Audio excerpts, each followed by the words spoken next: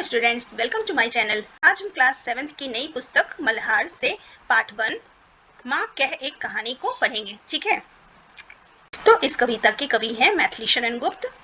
तो सबसे पहले हम कवि परिचय जान लेते हैं। तो मैथिली शरण गुप्त एक हिंदी के प्रसिद्ध कवि थे, जिन्हें राष्ट्र कवि के रूप में भी जाना जाता है। उनका जन्म उत्तर प्रदेश के झांसी जिले के चिरगांव में 1886 ईस्वी में हुआ था। इन्होंने 15-16 वर्ष की आयु से ही कविता लिखना शुरू कर दिया था। पहले वे ब्रज भाषा में कविता लिखते थे, फिर हिंदी में।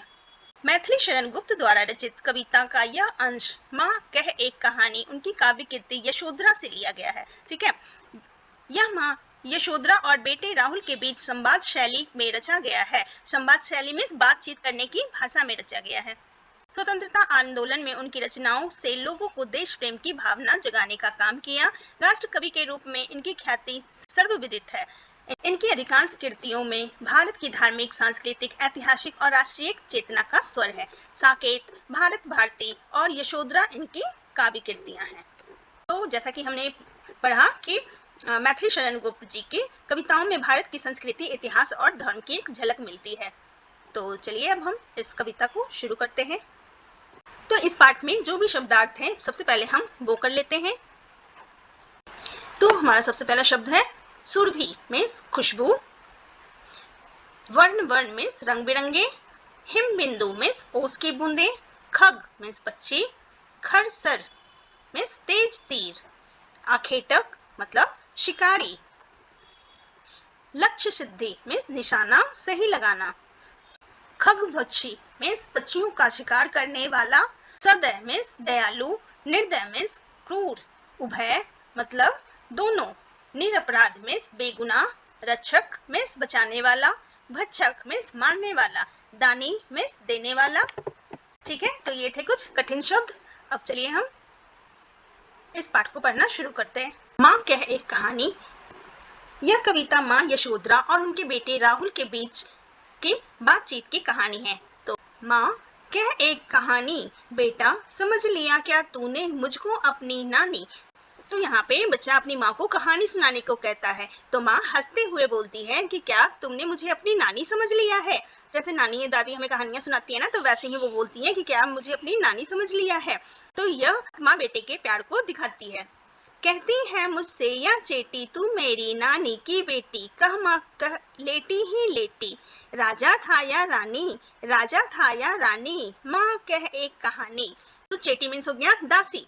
तो राहुल कहता है कि दासी ने कहा है कि माँ नानी की बेटी होती है। तो राहुल बोलता है लेटे लेटे बार बार माँ से जिद करता है कि कहानी सुनाओ जिसमें राजा या रानी की बात हो। तू है हठी मान धन मेरे, सुन उपवन में बड़े सवेरे, तात ब्राह्मण करते थे तेरे, जहाँ सुर भी मनमानी, जहाँ सुर भी मनमानी, माँ हाँ माँ कह यही कहानी। अपने बेटे को समझाती है कि वह बहुत जिद्दी है। फिर वह उपवन का वर्णन करती है। उपवन में बगीचा, ठीक है, जहाँ उसके पिता सुबह सैर किया करते थे। उस उपवन में फूलों की सुगंध बिखरी रहती थी। जहाँ सुर भी मनमानी, जहाँ सुर भी मनमानी, हाँ माँ यही कहानी। तो राहुल खुश होकर कहता है कि माँ वही कहानी सुनाओ जिसमें बगीचे की खुशबू थी। वर्ण वर्ण के फूल खिले थे, झलमल कर हिम बिंदु झिले थे, के झोंके हिले मिले थे। तो माँ बताती है कि वर्ण वर्ण के फूल खिले थे, मतलब कि तरह तरह के फूल खिले हुए थे। ठीक है, झलमल कर हिम बिंदु झिले थे, मतलब कि ओस की बूंदे जो थी वो काफी चमक रही थी। हल्के झोंके हिले मिले थे, और जब हल्की सी हवा के झोंके आते थे तो सारी खुशबू जो है इधर उधर फैल जाती थी। लहराता था पानी, लहराता था पानी, हाँ हाँ यही कहानी। तो वो बोलता है हाँ माँ यही कहानी सुनाओ जिसमें पानी लहरा रहा था। गाते थे खग कल कल स्वर से, सहसा एक हंस ऊपर से गिरा विद होकर खरसर से। तो माँ बताती है कि वहां पक्षी मीठे स्वर में गा रहे थे। ठीक है, खग मीन्स पक्षी, और कलकल स्वर में मीन्स बहुत ही ज्यादा मीठे स्वर में वो गा रहे थे। तभी अचानक एक ऊपर से हंस घायल होकर नीचे गिर पड़ा और उसे तीर की चोट लगी थी। हुई पच की हानि, हुई पच की हानि, करुणा भरी कहानी। जब हंस को चोट लग गई तो ये बहुत ही ज्यादा करुणा भरी कहानी हो गई। चौक उन्होंने उसे उठाया, नया जन्म सा उसने पाया, इतने में आखेटक आया। तो वो बोलती है कि इतने में ही उसके पिता तुरंत घायल हंस को उठा लेते हैं, जिससे उसकी जान बच जाती है। और तभी एक शिकारी आया, आखेटक में शिकारी, ठीक है, जिसने हंस को मारने का दावा किया। लक्ष्य सिद्धि का मानी कोमल कठिन कहानी। राहुल कहता है कि यह कहानी तो कोमल भावनाओं और कठोर वास्तविकता का मेल है।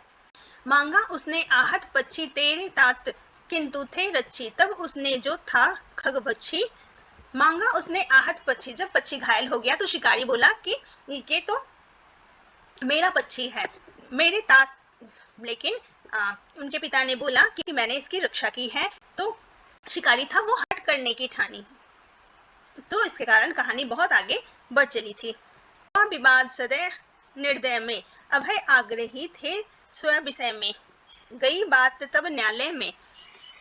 तो माँ बताती है कि दयालु पिता और निर्दयी शिकारी के बीच काफी विवाद बढ़ गया। दोनों अपने पक्ष पर अड़े रहे और अंत में मामला न्यायालय में पहुंच गया, ठीक है, राजा के पास पहुंच गया।